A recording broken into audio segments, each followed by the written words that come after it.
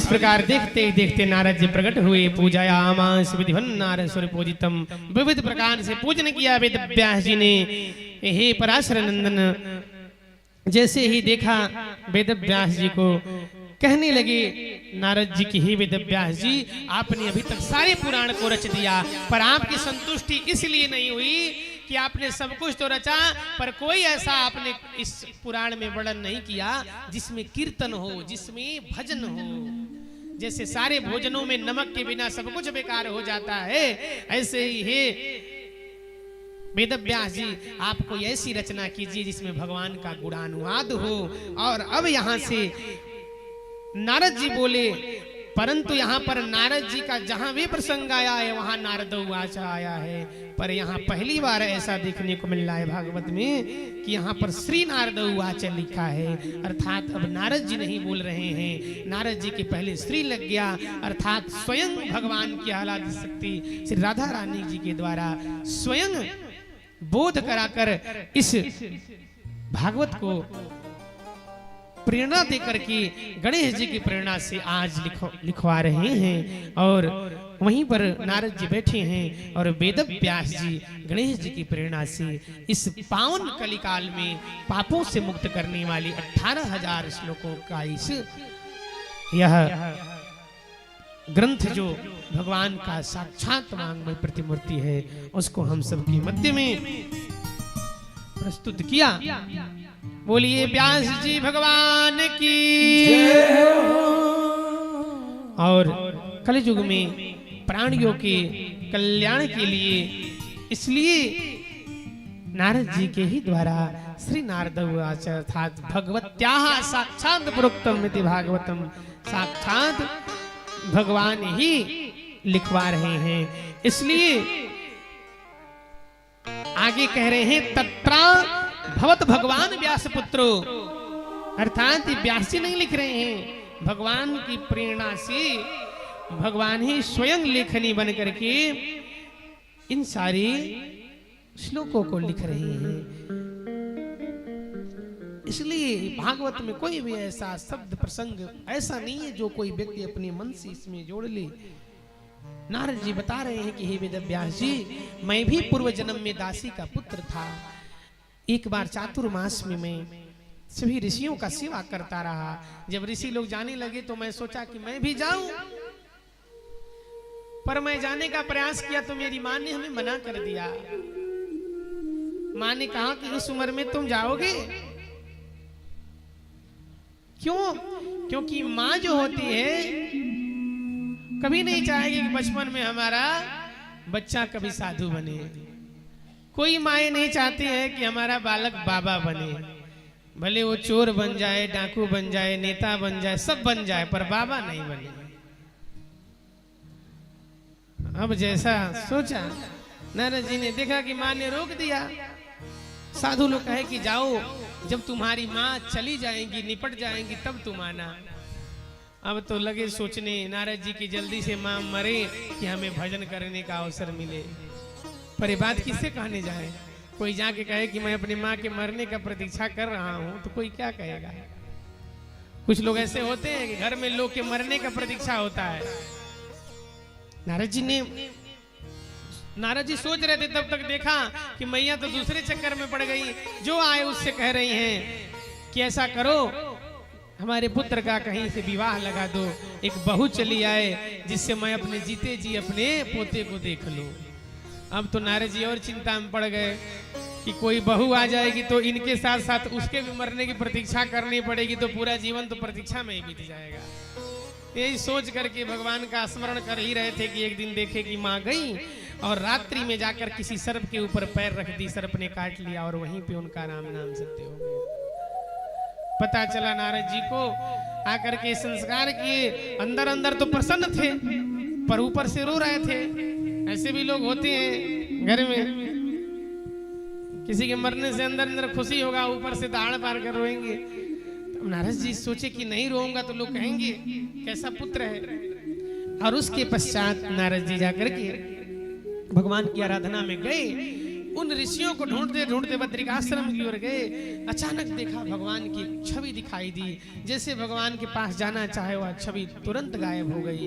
अब उन्हीं को खोजते खोजते जब नारद जी तपस्या किए तब उन्हें सुनाई दिया कि हे नारद, तुम्हारा तपस्या अभी अपूर्ण है। जब तुम पूर्ण तपस्या कर लोगे तब तुम्हें पूर्ण रूप से दर्शन होगा। नारद जी ने कहा, जब पूर्ण रूप से दर्शन करने लायक हम नहीं हुए थे तो इतना दर्शन कराने की क्या आवश्यकता थी। तब आकाशवाणी से आवाज आई कि यदि इतना दर्शन नहीं होता तो तुम्हारा विश्वास ही खत्म हो जाता। इसलिए पहले तो ये जानना जरूरी है कि हम जो कार्य कर रहे हैं उससे कल्याण होगा कि नहीं।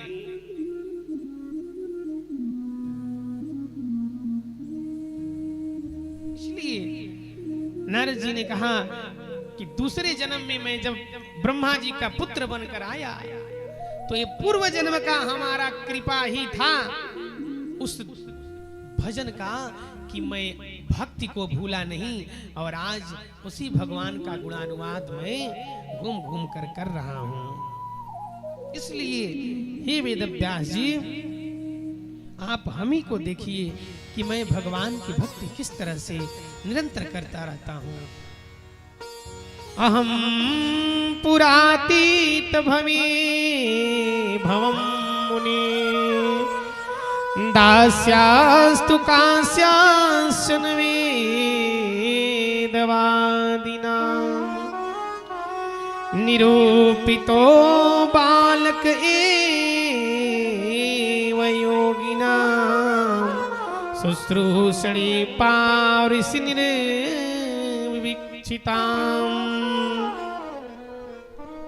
इसलिए हे नारद, हे वेदव्यास जी, आप एक ऐसी रचना कीजिए जिसमें ज्ञान वैराग्य के साथ भक्ति भी समाहित हो। और वेदव्यास जी ने भगवान की प्रेरणा से भागवत की रचना किया। अब भागवत की रचना करने के बाद वेदव्यास जी ने सोचा कि मैं पहले इसको किसको सुनाऊं, आखिर इसका अधिकारी सबसे पहला कौन है। तब उनको ध्यान आया कि हमारे पुत्र से बड़ा अधिकारी तो कोई नहीं हो सकता है, जो जन्म लेते ही पता नहीं वन में जाकर के तपस्या करने लगा। अब सोचा कि अपने बालक को कहां ढूंढने जाऊं। कोई ज्ञान हो तो सबसे पहले अपने बच्चों को संस्कारवान बनाएंगे। अधिक घरों में यही देखने को मिलता है कि पिताजी सरकारी अध्यापक से रिटायर हैं और लड़के को बोलने की तमीज नहीं है, तो फिर उनके मास्टर बनने का क्या मतलब है। सोचा वेदव्यास जी ने कि सबसे पहले हम अपने पुत्र को इस भगवत वाणी का श्रवण लाभ प्राप्त करवाएं। ये सोचकर सोचा कि अब मैं खोजने कहां जाऊं, तो एक युक्ति सूझा उनके मन में। उन्होंने अपने कुछ शिष्यों को 2-4 श्लोक रटा दिया और कहा, तुम लोग जाओ इस श्लोक को पढ़ते रहना। क्यों? क्योंकि जो बैरागी है वो सिर्फ एक ही कारण से रुक सकता है। कोई संत होगा तो वो तभी कहीं रुकेगा जहां भजनानंदी लोग मिलेंगे। कितना भी भोजन मालपुआ मिल जाए, पर जब तक उसको अपने मन के अनुसार लोग नहीं मिलेंगे वो नहीं रुक सकता है। जैसे एक शराब पीने वाला व्यक्ति कहीं भी रहे, शराब मिलता रहे तो उसको कहीं भी आनंद आएगा, और साथ में रहने वाले को खुद शराबी बना देता है। ठीक वैसे ही जो भजनानंदी है वो वहीं पर रुक सकता है जहां पर भगवान का कीर्तन हो। इसलिए 2-4 श्लोकों को रटा दिया।